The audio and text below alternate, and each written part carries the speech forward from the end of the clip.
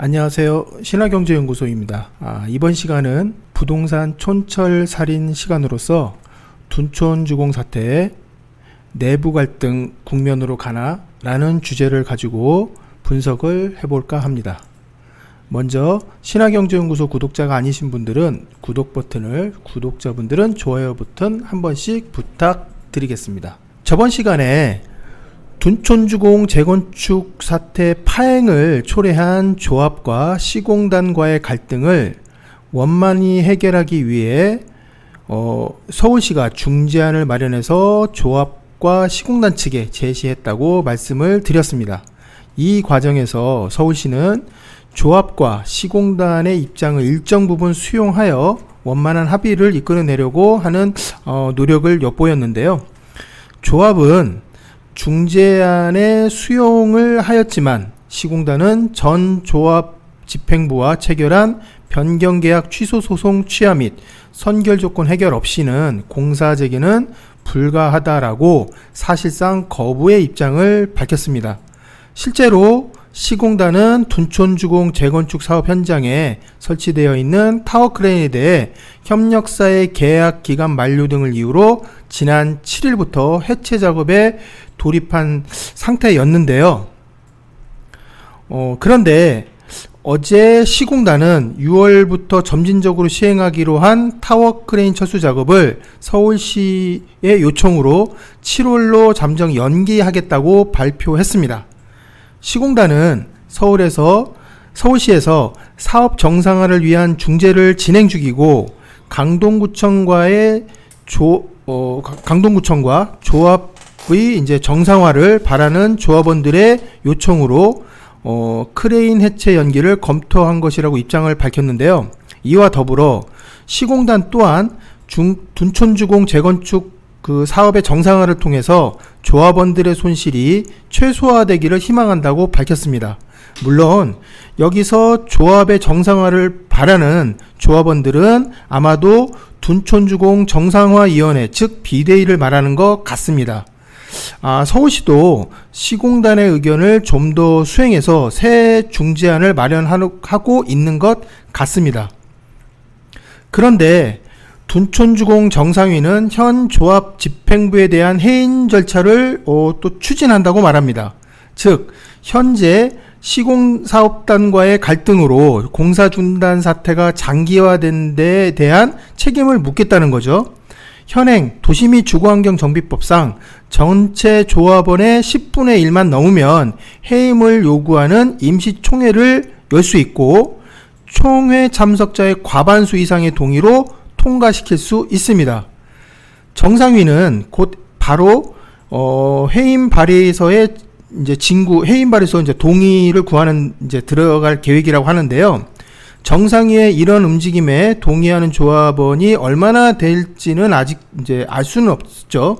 그렇지만 정상위의 온라인 카페에 활동하는 인원이 약 498명, 500명 가까이 되기 때문에 둔촌주공 전체 조합원이 6,100명 정도 되죠. 그래서 해임 총회를 열기 위해서는 610명 이상의 동의가 필요합니다. 그래서 아마 이 요건은 어느 정도 채울 수 있을 것으로 예측은 되는데요.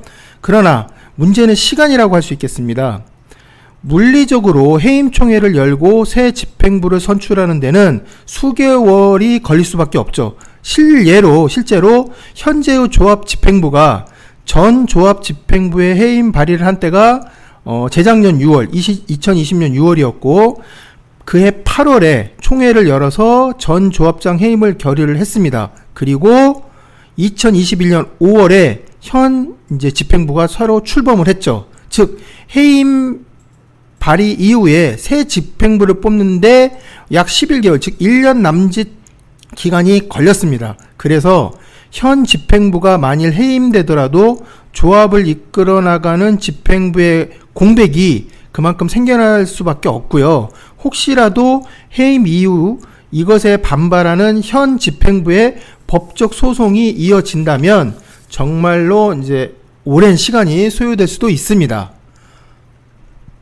물론 이런 점을 감안해서 이제 정상화위원회, 즉 정산위의 전략은 총회 개최부터 안건 발의까지 길게는 석 달까지 이제 소요되기 때문에 이것을 참작해서 시공단에 먼저 공사 재개 요청을 하고, 그러면서 시공단에 공사 재개 및 조합 파산 방지 등의 사업 정상화를 위한 협의체 구성을 이제 제안한 것으로 보입니다.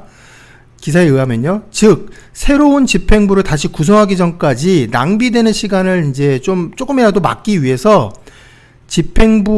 현 집행부의 해임 직후에 법원에 직무대행자 선임을 신청해서 공백을 좀 메우겠다는 입장이고요. 공사 재개와 조합 파산 방지를 위해서 시공단과 협의체를 구성해서 집행부 교체와 공사 재개를 동시에 진행한다는 계획입니다. 그래서 이 협의체에서 새로운 집행부를 선출하고 곧바로 공사 재개 협의서가 확정될 수 있도록 하는 전략인데요. 그래서 우선 시공단에 8월에 만기되는 사업비 대출을 연장하는 데 있어서 다시 보증을 서줄 것을 요청하는 거죠. 재보증을 요청을 하고요.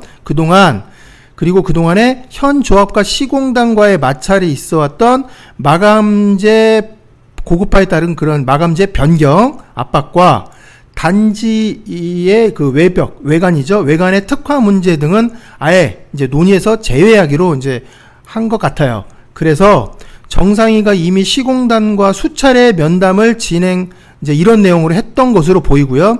그러한 결과로 서울시와 정상위의 그 타워크레인 철수 유예 요청에 시공단이 이에 응한 것으로 이제 추측이 됩니다. 정상위에서는 이러한 서로 간의 신뢰관계 하에서 현재의 조합 집행부를 교체하고 그 다음에 공백을 막기 위해서 협의체 구성을 통한 사업 정상화를 이제 모색을 하고 있는 것 같습니다. 이에 현재의 조합 집행부는 일부 부동산 카페에서 이제 좀 나도는 소문인데 뭐 실제 문자 내용도 좀 올라왔다고 그래요. 현 조합 집행부가 조합원들에게 정상위의 이러한 시도에 대해서 재건축 사업에 발목을 잡는 행위로 이 시도를 규정을 하고 해임 발의서 제출에 동의한 조합원들에 대해서는 현금 청산을 포함한 제명을 추진하고 그리고 사업 진행 방해에 따른 손해배상 청구 및 각종 민형사상의 책임을 묻겠다는 내용의 문자를 이제 보냈다는 글이 현재 올라와 있어요. 그러니까 좀 더 강경한 자세로 이러한 정상위의 시도에 대응하겠다는 의지를 보인 것 같습니다. 제가 볼 때는요, 지금 둔촌주공 사태는 마치 그 조선시대 병자호란 상황을 그린 영화 남한산성의 내용과 일정 부분 조금 유사하다고 생각이 돼요. 뭐 시공사를 청나라라고 생각하고요. 둔촌주공 현 조합 집행부는 청나라와의 항전을 주장하는 예조판서 김상현을 위시한 척사파 정도로 좀 생각할 수 있겠고, 그리고 정상위는 청나라와의 화친을 주장하는 이조판서 최명길이 이끌었던 주화파와 같은 좀 비슷하다는 좀 생각이 좀 들어요. 정상위는 어떻게든 시공사하고 잘 타협을 해서 공사를 빨리 재개하려는 입장인 것 같고, 현 조합 집행부는 마감재 고급화를 주장하면서 시공단에 자신들이 추천하는 업체를 참여시키려는 의지가 아직도 좀 강해 보이고 있어요. 물론 남한산성에서 이들 척사파와 주사파를 중재하려는 세력은 원래 없죠. 병자호란에는 그게 없었으니까. 그게 좀 차이가 있습니다만 이제 여기서 서울시는 이제 양측의 원만한 해결을 위해서 양측의 입장을 어느 정도 들어주면서 사업의 주도권을 LH나 혹은 또 SH를 통해서 좀 쥐려는 생각도 일부 있을 거로 좀 추정은 됩니다. 자, 그러면 8월에 사업비 대출의 만기가 도래하고 현 상태로 가면 어차피 만기 연장에 대한 재보증을 해주는 것이 불가능한데도 현 조합 집행부는 시공단과의 전격적인 타협에 조금 미온적이죠. 서울시를 앞세워서 이제 앞세운 건 아니고요. 서울시 중재안을 일정 부분 수용은 했는데 그래도 전격적으로 좀 타협을 하면서 서로 협의도 해가면서 해야 되는데 일단 이 둘의 관계의 신뢰는 좀 깨진 것 같고요. 그래서 제가 볼 때는 아마도 정부의 6월 분양가 상한제 개편안에 내심 기대를 걸고 있는 게 아닐까라는 생각이 좀 들어요. 뭐 정확하진 않지만 실제로 정부가 이제 저번 주에 조합의 이제 그 분상제 개편안에 대해서 잠시 언급하면서 분상제 개편안은 그 실제 재개발이나 재건축 조합의 공사비, 그 다음에 사업비 일부 증액을 원가에 반영할 수 있도록 하는 것에 대해서 일부 언급은 좀 했죠. 그리고 분양가 상한제가 일정 부분 완화돼서 둔촌주공이 목표했던 그래서 분양가 상한제가 만약에 일정 부분 완화가 돼서 둔촌주공이 목표했던 일반 분양가 평당 3,500 정도? 아니면 3,600 정도가 실현되면 시공단도 충분히 공사 재개에 응할 거라고 이제 좀 보고 있는 것 같아요. 뭐 정확한 건 아니지만. 근데 이는 둔촌주공의 재건축 공사 방식이 원래 무상지분제였기 때문에 분양가 상한제 규제가 완화되고 일반 분양가가 올라가게 되면 시공단 입장에서도 뭐 크게 불리하지 않죠. 왜냐하면 공사비가 올라가는 거, 증액되는 거를 일정 부분 이제 커버할 수 있고, 조합의 입장에서도 이제 실제 계산은 해봐야 되겠지만, 그 정도, 평당 3,600 정도가 되면, 그래도 조합의 이제 손실은 조금 덜 보는 거기 때문에, 추가 분담 요지는 조금 더 줄어들기 때문에, 이제 그런 것 같습니다. 그런데 이제 문제가 뭐냐면, 만일 정부가 일반 청약 대기자를 의식하거나, 또는 지금 현재 부동산 시장의 가격에 대한 자극을 우려해서, 즉 일반 분양가가 올라가면 아무래도 이제 부동산 시장이 조금 자극을 주겠죠. 그렇게 될 것을 우려해서 6월 분양가 상한제 규제 개편이 좀 미미한 정도의 수준, 그러니까 미세한 조정에 그칠 경우에는 오히려 사업비 대출이 8월에 만기가 도래하기 때문에 현 조합은 이제 더 궁지에 몰릴 수밖에 없다고 볼 수밖에 없는 것 같아요. 그래서 만일 8월 만기에 사업비 대출을 상환하지 못하면 조합 파산의 가능성도 배제할 수 없고, 그때는 완전히 시공단에게, 만약에 시공단이 대의변제를 하면 이제 주도권이 넘어가게 되는 거죠. 시공단 측에서도 현재의 조합 집행부를 전혀 신뢰하지 않는 상황이고, 정상회가 시공단의 입장을 일정 부분 지금 들어주고 있으면서 현 조합 집행부의 해임 움직임을 보이는 상황이 그들로 봤을 때는, 이 시공단으로 봤을 때는 그렇게 불리하지 않은 입장인 것 같습니다.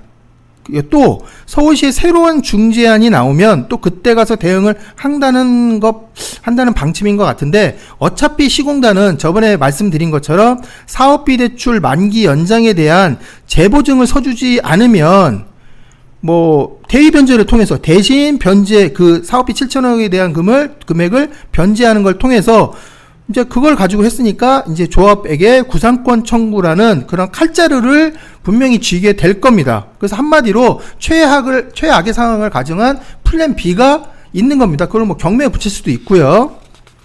그래서 8월에 운명의 사업비 대출 만기라는 그런 정말 이제 선택의 날이죠. 운명의 날을 앞두고 현 조합 집행부는 분양가 상한제 완화에 좀 기대를 거는 것 같고, 정상위는 그것과 상관없이 시공단 측의 요구를 상당 부분 들어주는 상태에서 공사 재개를 통해서 공사 지연에 따른 금융비용 그리고 나날이 들어가는 추가 분담금 좀 줄여보자 하는 의도로 현 집행부에 대한 불신임, 즉 해임을 추진하는 것 같아요. 시공단은 또 다소 손실을 보더라도 대의변제를 통해서 구상권 행사라는 마지막 카드를 손에 쥔 채 재건축 사업의 주도권을 놓지 않으려고 하는 의도인 것 같습니다. 그러니까 결국은 뭐냐면, 무상지분제의 처음에, 무상지분제가 어떻게 보면 그게 수익구조라는 얘기죠. 일반 분양가가 결국 어느 정도냐에 따라서 모든 원가라든지 추가 분담금이 다 결정이 되었던 거거든요. 거기서부터. 그리고 지금 이 정도 공사비 증액을 가지고 갈등을 도운 것도 결국은 무상지분제 방식의 영향이 컸던 거예요. 그러면 이걸 풀기 위해서는 저번 시간에 계속 제가 말씀드렸지만 분양가 상한제가 대폭 완화가 되어야 돼요. 결국 일반 분양가가 올라야 그 분양 수익으로 인해서 늘어나버린 공사비도 어느 정도 커버할 수 있고요. 그래서 제 추측이 정확하지 않더라도 저번 시간에 말씀드린 그런 6월에 발표되는 정부의 분양가 상한제 개편안이 어떤 수준으로 나오냐에 따라서 앞으로의 상황, 즉 형국이 결정될 것 같습니다. 단 정상화위원회가 현 조합 집행부에 대해서 이제 해임하려는 그런 움직임은 저는 조금 이거는 저도 예측하지 못했던 변수인데, 하여튼 조합원들 간의 갈등이 좀 격화되고 이걸로 인해서 조금 더 사업이 지연되지 않을까라는 생각은 들어요. 그러나 어차피 운명의 날은 8월이에요. 그러면 이번에 6월에 정부의 어떤 조치가 분양가 상한제 규제에 대해서 이걸 개선하는데 어떻게 조치를 취하느냐에 따라서 1차적으로 앞으로의 상황이 결정될 것 같습니다. 자, 오늘 이 시간에는 둔촌주공 사태 내부 갈등 국면으로 가나라는 주제를 가지고 말씀드렸습니다. 구독과 좋아요는 저희에게 큰 힘이 됩니다. 감사합니다.